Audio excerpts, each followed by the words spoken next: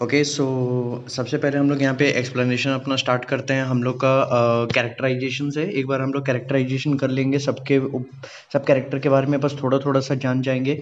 उसके बाद हम डिटेल्स में मैं आपको एक ओवरव्यू बता दूंगा कि कितना एक्ट है कितना सीन है एंड थोड़ा थोड़ा हाईलाइट कर देंगे। सो आज का scene is totally an introductory scene. Introduction हो रहा है प्ले का और धीरे धीरे हम लोग एक एक सीन को कवर करते जाएंगे।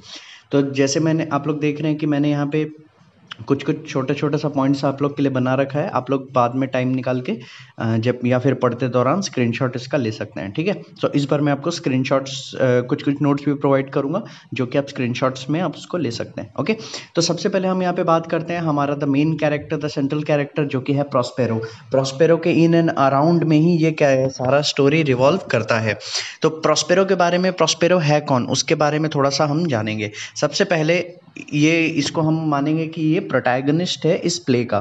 इट मीन्स कि ये बहुत सेंट्रल कैरेक्टर, ये बहुत ही इंपॉर्टेंट कैरेक्टर है, ये सेंट्रल कैरेक्टर है। जैसा हम लोग पिछले बार किए थे तो हम लोग को क्या पता चला था कि द मर्चेंट ऑफ वेनिस में एंटोनियो वहाँ का प्रोटैगनिस्ट था, वहाँ का सेंट्रल कैरेक्टर था, सारा कहानी उसके इर्द गिर्द हुआ।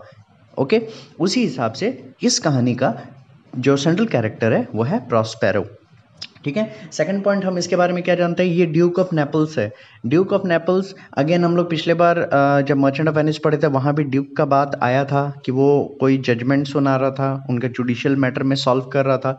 तो ड्यूक भी एक ऑफिशियल पोस्ट होता है राजा के अंडर में, ठीक है। राजा पूरा कंट्री का होता है और छोटा छोटा इलाका को, पूरा कंट्री को छोटा छोटा इलाका में बांट दिया जाता है और हर एक इलाका को एक जन रूल करता है जिसको बोला जाता है ड्यूक। तो ड्यूक ऑफ नेपल्स वहाँ पे हम लोग का था कौन, प्रॉस्पेरो, ठीक है। इसके बारे में और डिटेल में बात करेंगे, अभी हम लोग 2 पॉइंट कवर कर चुके हैं। नेक्स्ट क्या है, फैमिली। अभी इसका फैमिली के बारे में क्या पता चला है, स्टोरी जितना भी मैंने प्ले पढ़ा है उसके हिसाब से आप लोग को जो बेसिक इन्फॉर्मेशन जानने का ज़रूरत ये है वो ये है कि इसका फैमिली में उसकी बेटी है जिसके साथ कुछ जब प्रॉब्लम होता है वहाँ पे, जब उसके अगेंस्ट में कॉन्स्पिरेसी होता है, उसकी बेटी को लेके प्रॉस्पेरो वहाँ से भाग जाता है। और कॉन्स्पिरेसी करने वाला कौन, इसका दूसरा फैमिली मेम्बर, उसका भाई।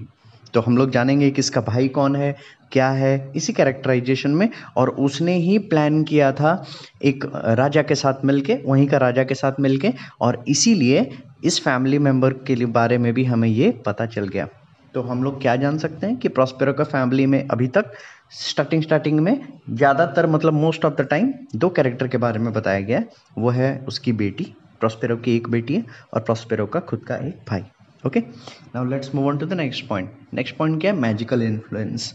आपको प्ले के दौरान ये पता चलेगा, स्टार्टिंग में नहीं, बाद में इंट्रोडक्शन सीन में पता चलेगा प्रॉस्पेरो का, जो कि सीन नंबर 2 में है, कि वहाँ पे प्रॉस्पेरो जब वो ड्यूक था तो उसी के साथ साथ वो बहुत किताबें पढ़ने में रुचि रखता था।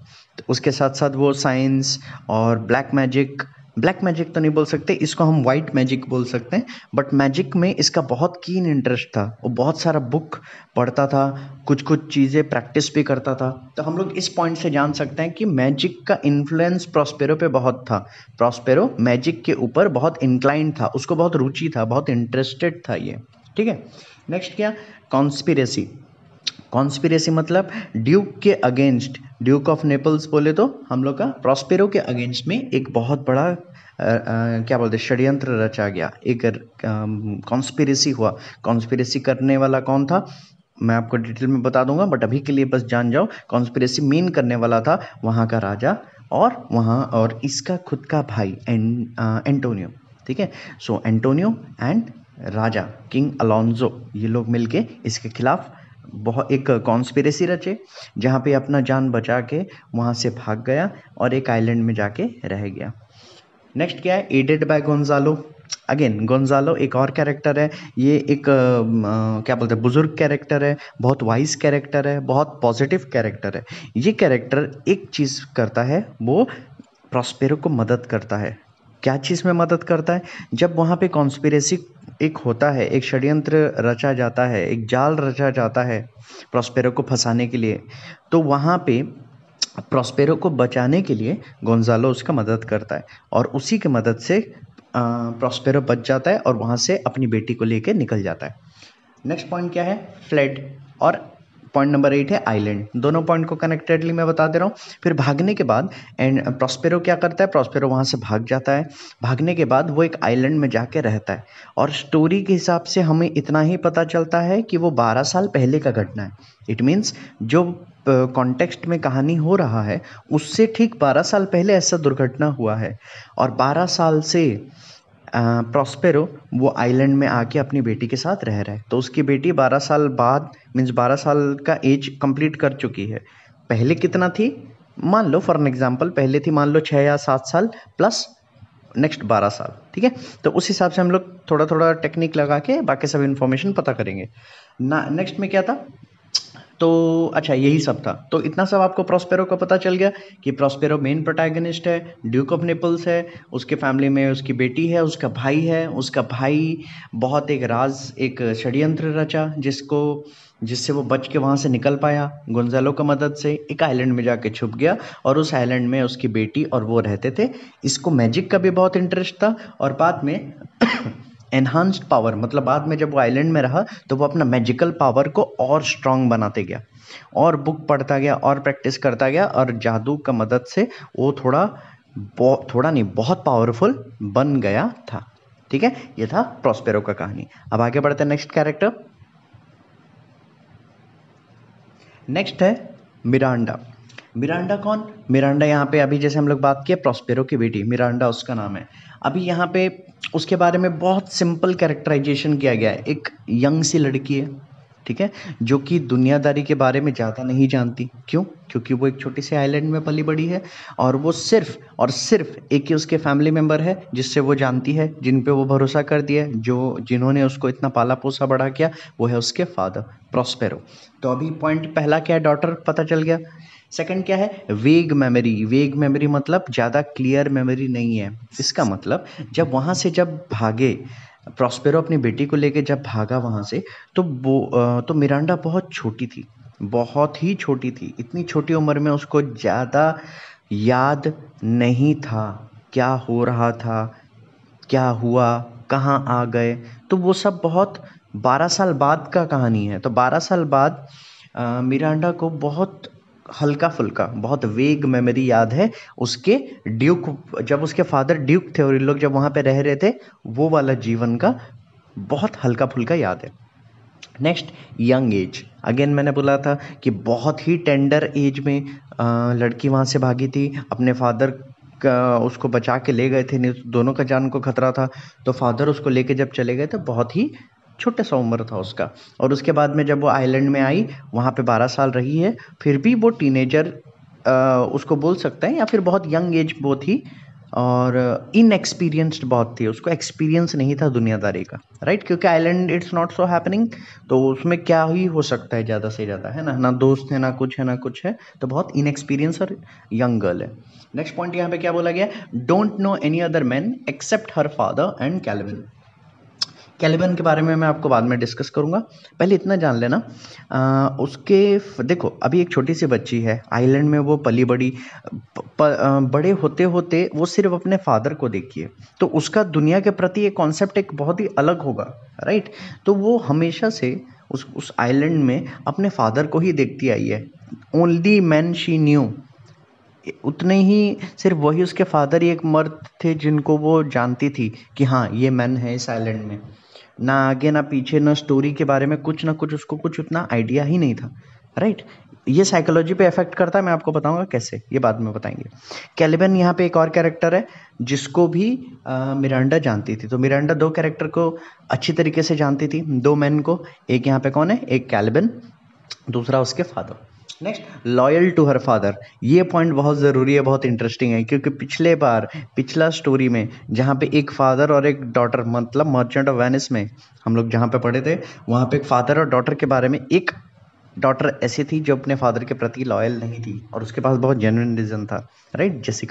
जेसिका और शैलॉक का वहाँ पे बात हुआ था, मगर यहाँ पे कॉन्ट्रारी टू दैट बहुत ही ऑपोजिट है। ये जो बेटी है ये अपने फादर को बहुत चाहती है, उनके साथ बहुत वफादार है, उनके एक इशारे पे ये कुछ भी करने को तैयार है।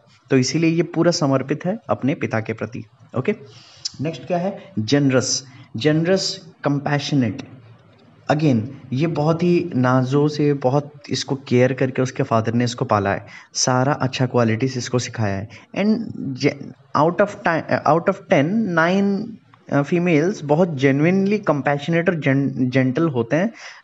मतलब वो लोग जनरली होते हैं, बाय डिफ़ॉल्ट होते हैं। जैसे बॉयज़ या मेल बाय डिफ़ॉल्ट एग्रेसिव होते हैं, वैसे ही यहाँ पे 10 में से 9 जेंटल ही होते हैं। Same goes applies for the man also, right. तो यहाँ पे भी अगेन वो बहुत कंपैशनेट थी, बहुत मतलब छोटे छोटे चीज़ को देख के इमोशनल हो जाती थी। जैसे आपको पता चलेगा कि जब एक्ट 1 सीन 2 में आपको पता चलेगा कि जब वो किनारे में खड़े होके जब वो शिपरेक को देख रही थी तो वो बहुत इमोशनल हो गई थी। उसके फादर को बोली कि बेचारे लोग मर गए होंगे, कैसे हुआ होगा फादर, प्लीज़ प्लीज़। तो बहुत सेंटिमेंटल हो गई थी, राइट। बहुत फील करती थी दूसरे लोग के प्रति, बहुत कंपैशनेट थी, और यही सब पॉजिटिव कैरेक्टर उस लड़की में था। लास्ट में क्या है, lover of Ferdinand. Again Ferdinand एक और कैरेक्टर जो कि जब उसका टाइम आएगा हम लोग बताएंगे। यहाँ पे फर्डिनेंड जब आइलैंड में पहुंचता है शिप क्रैश होने के बाद में, तब वहाँ पे मिरांडा और फर्डिनेंड का लव स्टोरी स्टार्ट हो जाता है। कहीं ना कहीं कहीं ना कहीं आपको बैकग्राउंड में पता चलेगा कि प्रॉस्पेरो यही चाहता था कि मिरांडा और फर्डिनेंड का शादी हो जाए, इसीलिए वो सोच समझ के सारा प्लानिंग किया था। वो आराम से आपको सब डिस्कशन किया जाएगा, देखना कोई भी चीज़ छूटा नहीं जाएगा। अभी बस आप कैरेक्टराइजेशन पे ध्यान दो, राइट। जब हम एक बार जब हम एक बार एक्ट और सीन के बारे में पढ़ेंगे, आप वापस से इस कैरेक्टर को पढ़ लेना और आपको सारा पॉइंट कनेक्ट होता दिख जाएगा, राइट। तो फर्डिनेंड के साथ इसका प्यार हो जाता है। आगे बढ़ते हैं नेक्स्ट कैरेक्टर पे। नेक्स्ट कैरेक्टर है एरियल। अगेन बहुत ही ऑसम कैरेक्टर है। यहाँ पे मर्चेंट ऑफ वेनिस से थोड़ा अलग अच्छा चीज़ यही है कि इसमें मैजिकल चीज़ें बहुत जुड़ी हुई हैं। सो इसीलिए इस स्टोरी को थोड़ा बहुत इंटरेस्टिंग बनाता है। सबसे पहला मैजिकल कैरेक्टर है यहाँ पे एरियल। अभी यहाँ पे इसके बारे में बहुत डिबेटिंग पॉइंट्स है, बहुत चीज़ है, बट आप फोकस करके ध्यान से समझना। जब प्रॉस्पेरो आइलैंड छोड़ के सॉरी अपना ड्यूकडम छोड़ के, अपना जान बचा के अपनी बेटी के साथ एक सुनसान सा आइलैंड में आके रहने लगा। अब आप बोलोगे सर आइलैंड में क्यों? क्योंकि वहाँ पे ज़्यादा लोग नहीं रहते, वो सेफ रहेगा। क्योंकि आप अगर एक राज्य में रह रहे हो तो कोई ना कोई इन्फॉर्म तो कर ही देगा ना। तो इसलिए वो एक आइलैंड में रहा जहाँ पे वो अपने आप को छुपा के रखा, अपना जान बचा के रखा, अपनी बेटी के साथ सुरक्षित रहा। जब वो वहाँ पे पहुँचा तो वहाँ का सीन कुछ आइलैंड का अलग था, ठीक है। आइलैंड का सीन कुछ बहुत अलग था। देखो अभी ध्यान से सुनना, ये बहुत ही इंटरेस्टिंग चीज़ है। इसी प्ले में ये बहुत इंटरेस्टिंग फैक्टर है। जैसे जब वो आइलैंड में पहुंचा प्रॉस्पेरो, तो वहाँ पे उसने देखा कि आइलैंड में एक विच रहती है, एक चुड़ैल रहती है। उस चुड़ैल वो पूरा आइलैंड में डोमिनेट करती है मतलब बहुत उत्पात मचाती है। काइंड ऑफ लाइक वो अपने आप को इस आइलैंड का ओनर मानती है, राइट। तो प्रॉस्पेरो के साथ जब उसका, ये स्टोरी में नहीं बताता है बट मैंने थोड़ा बहुत जहाँ से मेरे को जानकारी मिला है, प्रॉस्पेरो क्या करता है, प्रॉस्पेरो जब कन्फ्रंट करता है उस चुड़ैल के साथ, क्योंकि इसके पास भी कुछ मैजिकल पावर्स हैं, तो ऑब्वियसली अभी लाइक बोलते नहीं क्या कि एक जंगल में दो शेर नहीं रह सकते, उसी हिसाब से दोनों का कन्फ्रंटेशन एक दिन हो जाता है। जब कन्फ्रंटेशन हो जाता है तो वहाँ पे ये चुड़ैल के साथ चुड़ैल को डिफीट करता है और उसको क्या बोलते हैं, उसको मैजिक में हरा देता है उस विच को। उस विच का नाम है साइकोरेक्स। मैं उसका स्पेलिंग बता दूंगा एंड एक पिक्चर भी मेरे पास है, मैं आपको दिखा दूंगा। तो साइकोरेक्स को जब जो चुड़ैल है उस आइलैंड की, उसको जब हराता है तो उस साइकोरेक्स का सारा पावर आइलैंड में जो भी है वो ख़त्म हो जाता है। साइकोरेक्स का हारने से पहले, मीन्स प्रॉस्पेरो का वो आइलैंड में आने से पहले साइकोरेक्स ने कुछ करके रखी थी। वो साइकोरेक्स क्या करके रखी थी, अपना पावर के मदद से एक स्पिरिट को, एक एनर्जी को, स्पिरिट हम बोल सकते हैं, या फिर हम अपना वर्ड में बोलें जीनी, राइट। हम लोग अलादीन देखे हैं बहुत सारा, तो वैसे ही मान लो एक स्पिरिट को या जीनी को वो बंद करके रखे थे, कंट्रोल करके रखी थी। तो ऑब्वियसली जब वो प्रॉस्पेरो विच को हरा देता है तो क्या होता है, उसके बाद वो जिन आज़ाद हो जाता है। तो जिन जब आज़ाद हो जाता है तो अभी वो जिन किसके गुलाम, जिसने उसको आज़ाद किया।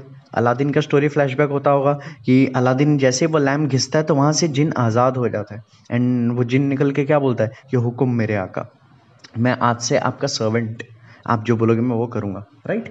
तो सेम काइंड ऑफ स्टोरी है यहाँ पे।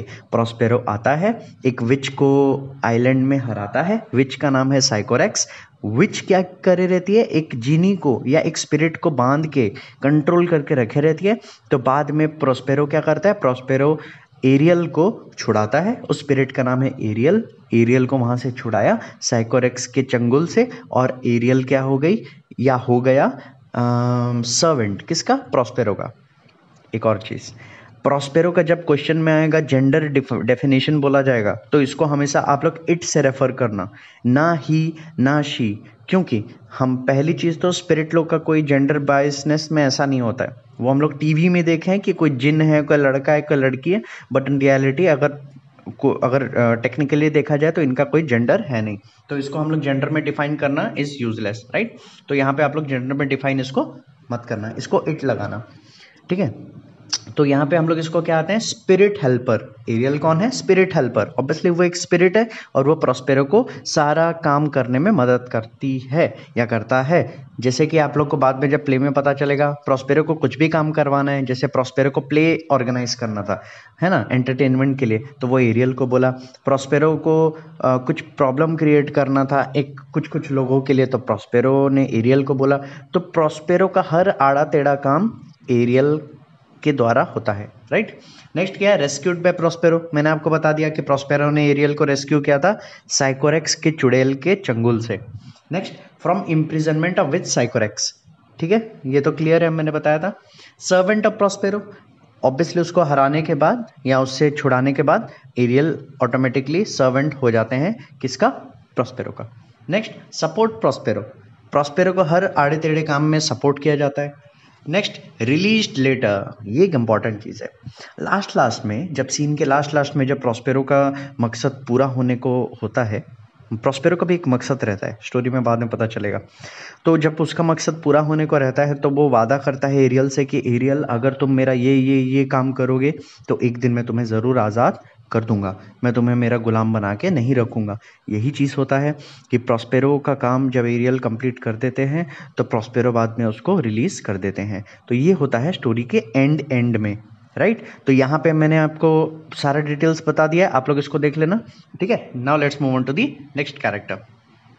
Next character is Caliban.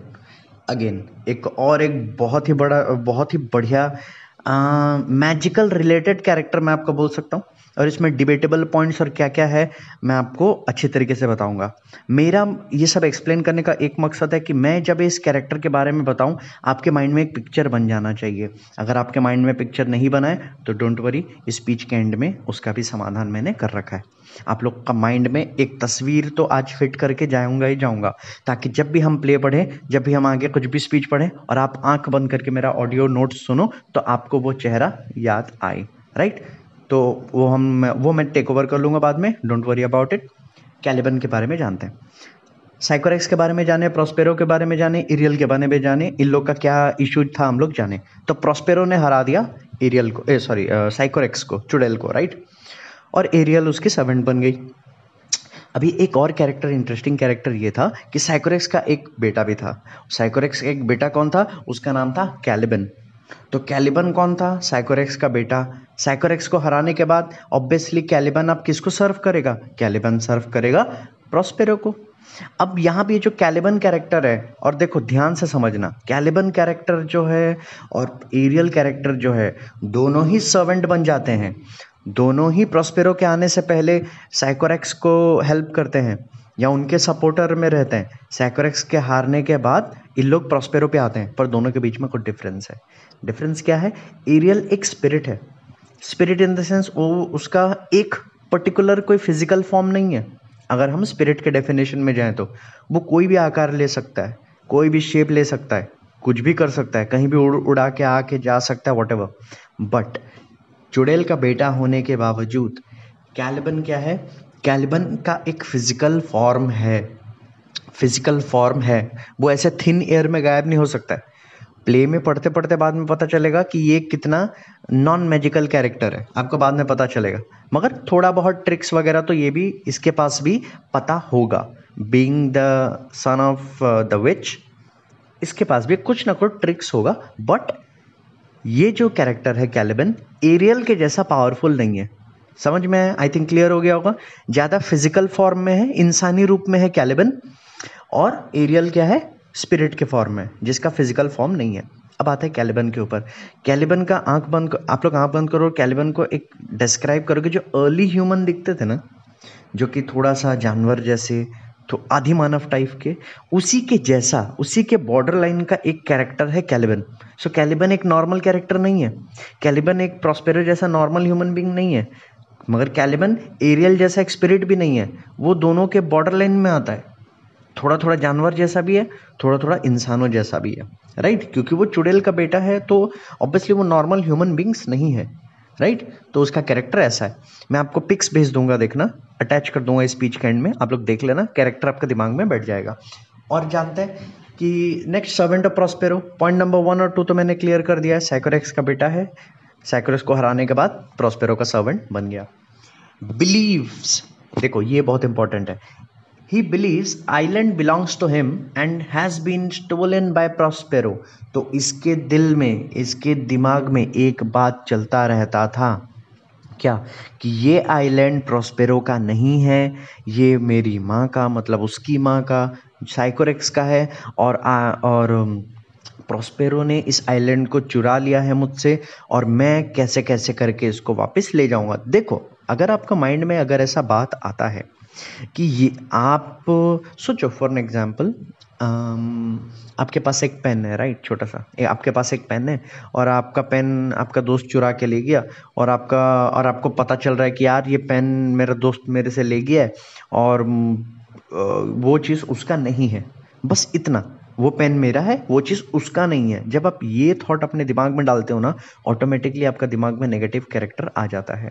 Unless and until आप बोलोगे कि आइलैंड मेरा है, तो वो पॉजिटिव है। जब आप नेगेटिवली यूज़ करोगे कि ये उसका नहीं है, देन माइंड में नेगेटिव चीज़ बहुत आता है। तो यहाँ पे भी कैलिबन का माइंड में, बाद में देखना, वो भी एक कॉन्स्पिरेसी करता है, वो भी एक प्लानिंग करता है कि कैसे वो प्रॉस्पेरो को मार के उसको बदला, वो अपना बदला पूरा करे। डिटेल्स में आगे बताऊंगा। तो यहाँ पे भी एक हल्का सा नेगेटिव कैरेक्टर का बात यहाँ पे आ जाता है, कैलिबन। तो कैलिबन थोड़ा सा एंटी प्रॉस्पेरो है, सामने से तो वो सर्वेंट है, मगर पीछे पीछे दिल में, दिमाग में वो कहीं ना कहीं बदले का भावना रखता है। अगर कोई पूछेगा क्यों रखता है या ऐसा थॉट उसका क्यों है, सिंपली बोल देना, क्योंकि यहाँ पे वो ऐसा मानता है कि वो आइलैंड उसका नहीं है और प्रॉस्पेरो ने चुराया है। क्या ये बात सच है? ऑफ कोर्स सच है, राइट। साइकोरेक्स को हराया वाला स्टोरी लिख देना। नेक्स्ट आगे क्या है, speech and behaviour, brutal and sensitive. आप इसका एंटायर स्पीच में देखना, कभी कभी ये ऐसा मतलब कड़वा बात करेगा ना कि बहुत दिल का भड़ास निकालेगा, और कभी कभी बहुत सेंसिटिव कोई जेन्युइन सा बात करेगा। तो इसका जो स्पीच है वो बहुत ही ब्लंट है, बहुत ही मतलब एक तरफ से बहुत चुभने वाला है और दूसरी तरफ से बहुत सेंसिटिव है, बहुत फील करने वाला है। तो इसका कैरेक्टर बहुत इंटरेस्टिंग कैरेक्टर है, राइट। नेक्स्ट आगे बढ़ते हैं। कैलिबन के बाद कौन है? कैलिबन के बाद है हमारा अलोंजो। अभी अलोंजो का बात करते हैं। बहुत सिंपल कैरेक्टर है कि एक राजा, जिस राजा के अंडर में ड्यूक ऑफ नेपल्स का एस्टेब्लिशमेंट हुआ था, मतलब प्रॉस्पेरो जिसके अंडर में था, वो है किंग अलोंजो, ठीक है। उसके बाद हेल्प्ड एंटोनियो, एंटोनियो को मदद किया था। एंटोनियो कौन? एंटोनियो है हमारा प्रॉस्पेरो का भाई। तो देखो, थोड़ा सा मैं आपको बैकग्राउंड बता देता हूँ। जब किंग अलोंजो को ऐसा पता चलता है, और जब एंटोनियो को ऐसा पता चलता है कि लोगों का पॉपुलैरिटी बहुत बढ़ता जा रहा है प्रॉस्पेरो के लिए, तो कहीं ना कहीं एक ग्रीड का भावना, एक लालच का भावना एंटोनियो के अंदर आ जाता है। तो वो राजा के साथ प्लानिंग करता है, और प्लानिंग करने मतलब इसको ख़त्म करने का प्लानिंग चलता है, इसको पोजीशन से हटा देने का प्लानिंग चलता है, और वो प्लानिंग करते करते ऑलमोस्ट वो सक्सेसफुल हो जाता है। क्योंकि यहाँ पे प्रॉस्पेरो को बैकस्टैप किया गया है। प्रॉस्पेरो अपने भाई पे बहुत भरोसा करता है, मगर प्रॉस्पेरो का भरोसा तोड़ा गया है। तो प्रॉस्पेरो जैसे तैसे करके अपना जान बचा के, गोंजालो की मदद से वहाँ से वो छोड़ के जान बचा के निकल जाता है। तो किंग अलोंजो भी उतना ही गुनहगार है इस कॉन्स्पिरेसी, उस षड्यंत्र में। नेक्स्ट, फैमिली, 1 सन 1 डॉटर। तो देखो, वहाँ पे जो वो शिप, जो पहला सीन है, पहला सीन में वहाँ पे थोड़ा सा कहीं पे बताया कि उन लोग कहीं से आ रहे थे या कहीं जा रहे थे, ठीक है। जहाँ से भी उन लोग एक जगह गए थे, उन लोग एक जगह कहाँ पे गए थे, किंग अलोंजो अपनी बेटी का शादी करने एक जगह गया था, और वहाँ से करने के बाद वो वापस आ रहा था कि ऐसा सारा सीन स्टार्ट होता है, राइट। तो बैकग्राउंड में थोड़ा सा बता दिया उसकी बेटी के बारे में, और हम लोग को पता है कि उसका राजा का एक बेटा भी है जिसका नाम है फर्डिनेंड, याद करना, फर्डिनेंड वही लड़का है जो प्रॉस्पेरो के बेटी के साथ शादी करने वाला है, उससे प्यार हो जाता है, राइट। तो हम लोग को पता चल गया कि उसका एक बेटा और एक बेटी है। नेक्स्ट आते हैं Ferdinand. Again Ferdinand de cute charming Prince, ये कौन है? अलोंजो का बेटा है ऑब्वियसली। लीगल हायर मीन्स कि यहाँ पे वो क्या बोलते हैं, वारिस है, लीगल वारिस है ऑब्वियसली। आज प्रिंस है, कल को राजा तो वही होगा। Next pure and naive, pure in naive, unless and until उसके फादर के जैसा वो बिल्कुल नहीं है। आप एक चीज़ मार्क करके देखना कि उसका फादर बहुत क्या बोलते हैं, बहुत प्लानिंग प्लॉटिंग करने वाला नेगेटिव कैरेक्टर थोड़ा पोर्ट्रेट किया गया है, मगर उसका टोटली कॉन्ट्ररी, टोटली ऑपोजिट में है कौन? उसका बेटा। वो प्योर है, इनोसेंट है, बहुत नाइव है। ओके मीन्स बहुत बचकान हरकत करने वाला एक छोटा सा बच्चा है। छोटा बच्चा मतलब पूरा टीनेज मत समझ लेना, वो प्रॉस्पेरो क्या बोलते हैं, मिरांडा का एज का ही है, राइट, दोनों आसपास ही हैं। Next opposite of his father, मैंने डिस्क्राइब किया। ऑपोजिट ऑफ हिज फादर कैसे? उसका फादर प्लानिंग प्लॉटिंग करता है, नेगेटिव कैरेक्टर बन गया, नेगेटिव चीज़ सोचता है। उसका टोटल ऑपोजिट है उसका बेटा, ऐसा वो नहीं करता। प्ले पढ़ने के बाद में सब कैरेक्टर का पॉइंट और स्ट्रांग हो जाएगा, क्योंकि हमारे पास एक एक एग्जाम्पल्स भी रहेगा, ठीक है। Next loves Miranda. ऑब्वियसली जब यहाँ पे मैं आपको थोड़ा सा बता देता हूँ, जब पहला ही सीन में शिपरेक हो जाता है, शिपरेक होने के बाद यहाँ पे वो बाद में जब वो आइलैंड पहुँचता है, और जब पहली बार वो क्या बोलते हैं, मिरांडा को देखता है, तो वो उसको लव एट फर्स्ट साइट हो जाता है, राइट। तो यहाँ पे बाद में लोग शादी वादी कर लेंगे, तो यहाँ पे हमको पता चलता है कि ये मिरांडा से बहुत प्यार करता है। Next Antonio. एंटोनियो का यहाँ पे हम लोग को पहले हम लोग बहुत सारा बात कर चुके हैं, एक बार और इसके बारे में बोल देते हैं। ब्रदर ऑफ प्रॉस्पेरो, प्रॉस्पेरो का भाई है। पावर हंग्री, बहुत लालची इंसान है, पावर का भूखा है, पॉपुलैरिटी का भूखा है, हर चीज़ वो अपने लिए चाहता है, बहुत लालची इंसान है। तो किंग अलोंजो का एक भाई भी है, ठीक है। तो वहाँ पे जब फैमिली के बारे में बताया गया था, तो अलोंजो का वहाँ पे एक और भाई भी है, इतना जान लेना। तो उसका फैमिली के बारे में लगभग देखो 3 लोगों के बारे में पता है। एक बेटा जो फर्डिनेंड है, एक बेटी जिसके शादी के लिए गए हैं, एक भाई जो उसके साथ आया है, उसका भाई का नाम क्या है? Sebastian, right. Next coward. Coward मतलब उसको बहुत आसानी से, देखो पहले क्या क्या पॉइंट लिखा है, देखो coward, mentally fragile, easily persuaded, मतलब दिमाग से वो स्ट्रांग ज़्यादा नहीं है। बेवकूफ़ है मैं नहीं कह रहा हूँ, मगर ज़्यादा हिम्मत वाला नहीं है, ठीक है। इसका मतलब इसका दिमाग ऐसा है, इसका पर्सनालिटी ऐसा है कि कोई भी इसको बहला फुसला दे, ये उनका बातों में आ जाता है। कोई भी थोड़ा बहुत बात इसको बोल दे, ये इजीली परसुएड हो जाता है। खुद का कुछ क्या बोलते हैं व्यू पॉइंट है नहीं, खुद का कुछ स्टैंडिंग पॉइंट है ही नहीं, खुद कोई भी पॉइंट अपने सामने नहीं रखेगा, थोड़ा ब्रेव नहीं बनेगा, अपना व्यू पॉइंट सामने नहीं लाएगा। मगर इसके अंदर क्या है, ये बहुत डरपोक है, और कोई भी इसको आसानी से परसुएट कर सकता है। तो इसमें कैरेक्टर के बारे में ज़्यादा जानना नहीं, मैं स्पीड बता दे रहा हूँ। नेक्स्ट यहाँ पे क्या है? नेक्स्ट है गोंजालो। ऑब्वियसली एक कैरेक्टर को याद करना, एक बुजुर्ग कैरेक्टर, एक बूढ़ा कैरेक्टर जो कि प्रॉस्पेरो को मदद करता है, मेन सेंट्रल कैरेक्टर को मदद करता है उस महल से या फिर उस घर से भाग जाने के लिए, वो है गोंजालो। तो गोंजालो यहाँ पे क्या क्या बोल सकते हैं? One of the lords means one of the important person, honest, ईमानदार, हेल्प प्रॉस्पेरो, प्रॉस्पेरो का मदद भी कर देता है। नेक्स्ट है हमारा ट्रिंकुलो एंड स्टीफानो। अगेन पिछले वाला जब हम लोग प्ले पढ़े थे, तो उसमें याद है आपको, लॉन्सलॉट, ओल्ड गोबो, ये 2 थे हमारे कॉमेडी कैरेक्टर। मैं आपको पहले भी बताया था, जब भी मैं प्ले पढ़ाता हूँ, मैंने अभी तक जितना भी प्ले पढ़ा है, चाहे मैकबेथ हो, मर्चेंट ऑफ वेनिस हो, जूलियस सीजर हो, या फिर टेम्पेस्ट हो, हर चीज़ में एक एक कॉमेडी कैरेक्टर, कॉमेडी एलिमेंट ज़्यादातर होते हैं। तो कॉमेडी एलिमेंट शेक्सपियर का बहुत फोटे है, बहुत इंटरेस्टिंग पॉइंट होता है, वो कॉमेडी कैरेक्टर को खोज के सही सही जगह में डाल देता है। यहाँ पे भी कॉमेडी कैरेक्टर हैं ट्रिंकुलो एंड स्टीफानो। ये लोग कौन है? ये लोग राजघराने के नौकर हैं, ठीक है। मतलब जो अलोंसो और उसका पूरा जो दस्ता है, उसका जो पार्टी है, उसके साथ ये लोग 2 नौकर बन के आए रहते हैं। ये लोग बहुत कॉमेडी एलिमेंट करते हैं आइलैंड में, जो कि हम लोग जब प्ले पढ़ेंगे तो आपको पता चल जाएगा, राइट। आगे बढ़ते हैं। नेक्स्ट है हमारा बोर्ड्सवेन। बोर्ड्सवेन यहाँ पे अगेन एक स्ट्रॉन्ग आवाज़ वाला कमांडर, स्ट्रिक्ट पर्सन है, जो कि आपको पहला ही सीन में पता चलेगा। देखो ये जो कैरेक्टर है, ये सिर्फ पहला सीन और आखिरी सीन में, पहला सीन में जब शिप क्रैश होने वाला होता है, लास्ट का सीन जब शिप वापस से जाने वाला होता है, तो सिर्फ इसका काम शिप का ही है, ठीक है।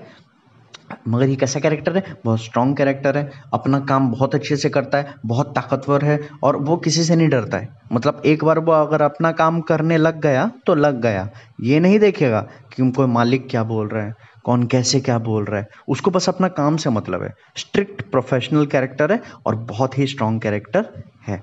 ठीक है, अभी नेक्स्ट वाला में आगे, ये तो ओवरऑल देखो पूरा कैरेक्टर के बारे में जैसे बता दिए कि प्रोस्पेरो कौन है, मेन प्रोटैगनिस्ट और क्या क्या सारा चीज़। तो आप लोग याद कर लेना, प्रोस्पेरो, प्रोस्पेरो के बाद कौन, मिरांडा, दोनों का कनेक्शन क्या है, बाप बेटी। उसके बाद थर्ड कैरेक्टर हम लोग क्या है, एरियल, एरियल का कनेक्शन प्रोस्पेरो के साथ क्या है, वो एक स्पिरिट हेल्पर है। उसके बाद नेक्स्ट कैरेक्टर है कैलिबन, कैलिबन कौन है, विच का बेटा, विच का बेटा प्रोस्पेरो से कैसे कनेक्टेड है, वो भी उसका सर्वेंट है। नेक्स्ट अलोंजो, अलोंजो कौन, राजा, राजा कैसे प्रोस्पेरो से कनेक्टेड है, ऑब्वियसली कनेक्टेड तो हो गई, वो कॉन्स्पिरेसी किया था और प्रोस्पेरो को वहां से हटा दिया। नेक्स्ट फर्डिनेंड, फर्डिनेंड कौन, फर्डिनेंड है राजा का बेटा, राजा का बेटा प्रोस्पेरो से कैसे कनेक्टेड है, वह आइलैंड का सीन में है, बाद में प्रोस्पेरो फर्डिनेंड को बंदी बना लेता है, इतना याद रखना, बहुत इंटरेस्टिंग चीज़ है, आइलैंड में उसको बंदी बना लेता है। तो फर्डिनेंड का भी कैरेक्टर कनेक्शन मिल गया प्रोस्पेरो के साथ। नेक्स्ट है हमारा एंटोनियो, एंटोनियो तो कैरेक्टर तो छोड़ो, वो तो खून से रिलेटेड है, तो ये तो ऑब्वियसली आपको पता है। नेक्स्ट है हमारा Sebastian, brother of Alonso, brother of Alonso, अगर अलोंजो शामिल है उस क्या बोलते हैं उस प्लानिंग में, उस प्लॉटिंग में, तो उसका भाई सेबास्टियन भी शामिल है। प्लस आइलैंड में सेबास्टियन का जो रोल होगा आप लोग देख लेना, वो भी बहुत सा नेगेटिव रोल करेगा और कहीं ना कहीं कहीं ना कहीं देखना, वो भी बहुत लालच में आके बहुत सारा स्टेप उठा देता है। तो कहीं ना कहीं आइलैंड पे आना एंड प्रोस्पेरो के साथ कनेक्शन इसका एस्टैब्लिश करना, मैं आपको बता दूंगा कि कैसे प्रोस्पेरो के साथ कनेक्टेड है। ठीक है, नेक्स्ट हमारा कैरेक्टर क्या है, गोंजालो, गोंजालो कैसे कनेक्टेड है प्रोस्पेरो से, गोंजालो का मदद से ही प्रोस्पेरो जिंदा है, इतना याद रखना। नेक्स्ट है हमारा चिंकुलो एंड स्टिफानो, इन लोग का उतना कुछ लेना देना नहीं है, बस एक चीज़ है कि लास्ट में कैलिबन क्या करता है, कैलिबन जो कि उसका नौकर है, वो चिंकुलो स्टिफानो के साथ प्लानिंग बनाता है प्रोस्पेरो को मारने के लिए।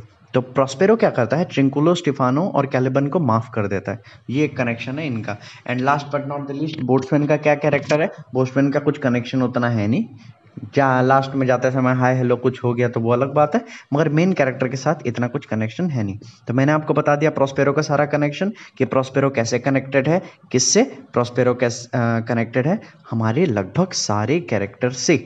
Okay, now let's move on to act और सीन के ऊपर।